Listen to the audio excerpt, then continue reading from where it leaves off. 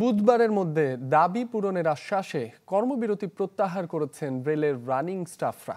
গত রাতে রেল উপদেষ্টা মোহাম্মদ ফাউজুল কবির খানের সরকারি বাসায় বৈঠক শেষে কর্মবিরতি থেকে সরে আসার ঘোষণা দেয় রানিং স্টাফ ও শ্রমিক কর্মচারী ইউনিয়ন। বৈঠকে উপস্থিত ছিলেন বৈষম্য বিরোধী ছাত্র আন্দোলনের প্রতিনিধিরাও।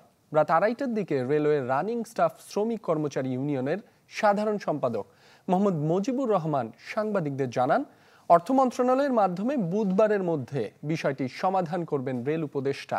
তাই কর্মবিরতি প্রত্যাহার করে নিচ্ছেন তারা। আহ্বান জানান রেল কর্মীদের কাজে ফেরার। রেলের একটা কর্মবিরতি চলছিল এবং এইটা আমরা শ্রমিক নেতৃবৃন্দ মনে করেন যে এটা চললে মানুষের অসুবিধা হয়, আমরাও মনে করি অসুবিধা হয়।